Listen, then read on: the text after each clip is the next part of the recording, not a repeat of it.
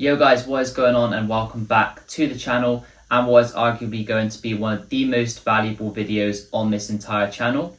I'm confident that this video is going to help you guys to reach profitability, and if you are already profitable, I guarantee that this will also help you to improve your results and make more money in the markets. Make sure you stick around until the end of the video to learn how I went from consistently losing money with this same strategy to consistently winning money in the markets using a very simple and repeatable tweak to the system, which I'm going to be revealing to you guys in this video.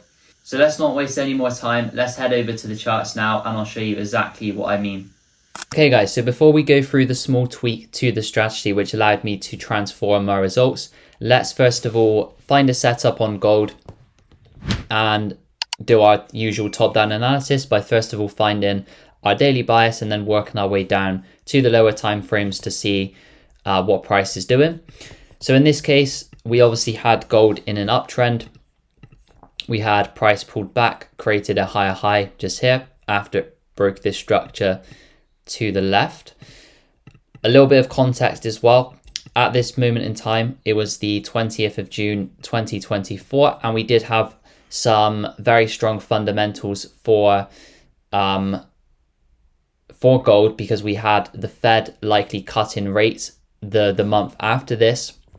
So market is anticipating those rate cuts, which is a bearish signal for the dollar and therefore a bullish signal for gold against the dollar. We also had some geopolitical conflicts going on in the Middle East as well, and gold being a risk haven asset, that's obviously going to push the price of gold up as people take their money and put it into these risk haven assets, meaning there's more demand.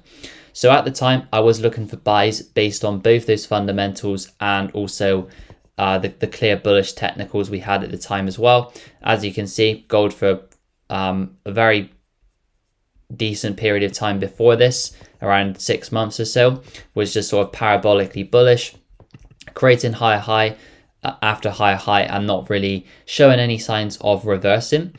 So at this point, we did have a small correction, but what I saw is that price had come into this sort of demand zone, swept the demand zone, still holding this sort of support level though, and it also had not broken the main uptrend structure, which was this current higher low right here. And we had a very strong push away from this level. So my thought process at the time was, given that price is approaching this liquidity level up here with all of this momentum, what is the probability that price heads towards this high before reversing or just continuing higher? Because that's always a potentiality as well.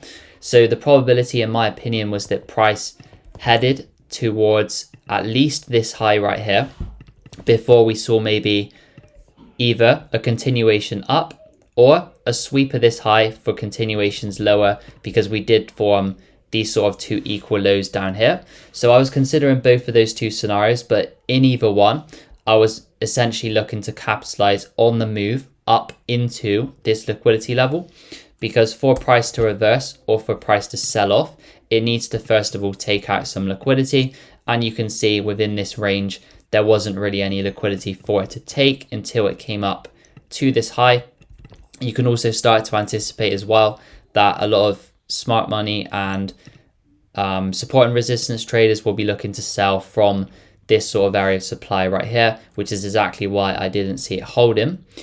So looking closer at the 4 hour, we can see that price, it swept this area of demand, swept all of these lows as well. And then we had this very clear bullish order flow developing away from that liquidity level, which is what made me start to look for some buys.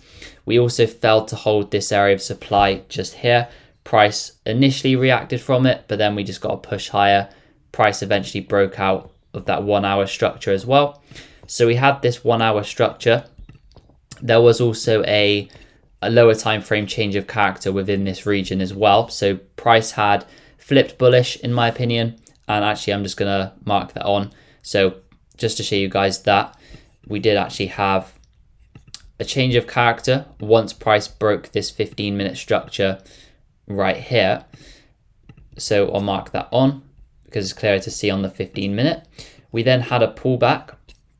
Price took out these lows just here, tapping into this sort of demand zone on the 1 hour, which as you can see it held. Then we had this push higher, pull back, push higher, and then price broke structure once again.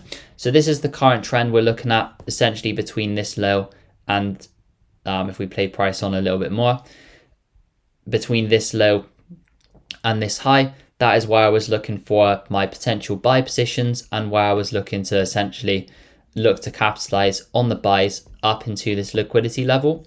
So what I did was essentially, or what I would normally do, or what I would have done before, is essentially mark on any of the demand zones where I think price could pull back into, and then I would wait for a confirmation entry essentially on the lower time frames to continue buying. However, the one small tweak that I wanted to mention in this video is that instead of highlighting the demand zones, what we want to do, and this works particularly well on gold, is to essentially wait for the demand zone to get taken out and then wait for the confirmation afterwards. So in this case, I had marked on this hourly level of demand just here. As we can see, clear hourly level of demand. We had that sort of, if we go to the lower time frames, this sort of liquidity resting above it. And I also had one lower down marked on as well, I believe. So no, in this case, this was the only demand zone I had marked on. So what I was waiting for price to do is for price to first of all come into this zone just here, as we can see. And beforehand, when I was, like I mentioned, I wasn't making much money trading, I was essentially waiting for price to give a confirmation within this demand zone, you know, standard SMC style trading. You wait for price to come into the demand zone. You then wait for a confirmation to buy up into previous highs. However, because more and more people have started to trade this way, and because more and more people are trading these supply and demand zones, we normally see now a manipulation of the supply and demand zones for price to take out those traders, essentially take out the liquidity before then ultimately continue it up. So the simple perspective shift that I want to emphasize to you guys is that instead of looking in the demand zone, wait for the demand low just here to get taken out first of all. And as I said, this works particularly well on gold. So if we have a look in this case, go into the lower time frames, you do see an initial reaction from that demand zone. Price then takes it out. And then after that demand zone gets taken out, we simply look for price to break lower time frame structure. So notice here how when price was moving down to this demand zone, this is essentially a 5-minute downtrend where price is creating lower lows and lower highs like this. Once price takes out the demand zone, all we're waiting for is for price to break above the most recent lower high, confirming that change of character and confirming that price wants to realign with the higher time frame and that this higher time frame pullback has now come to an end. We then wait for a retracement into a discounted level to continue buying. So in this case, what we can see, demand was taken out, price essentially broke this 5-minute structure. We then had this demand zone, sorry, wrong tool. We had this demand zone, which was in a discount of this current range. If you guys aren't familiar with premium and discount, by the way, a discounted region is essentially any region, if you draw between the low and the high, that is below the 50%. And a premium level is essentially when you draw from the high to the low, and then any level essentially above the 50%. This is essentially just for the purpose of improving the risk to reward, because yes, we could probably buy up here, have stops all the way down here, but then the risk to reward is going to be terrible. So what we want to wait for price to do is retrace into a discount if there is a valid demand zone in that discounted region. So in this case, we had this demand zone. Notice how as well price starts to form some liquidity above this level for it to later come and take. We then can target previous highs like so. Very decent risk to reward, 1 to 3.9. That is more than enough. Another tip for you guys as well is try not to target huge risk to rewards. I found that personally 1 to 3, 1 to 4 works best.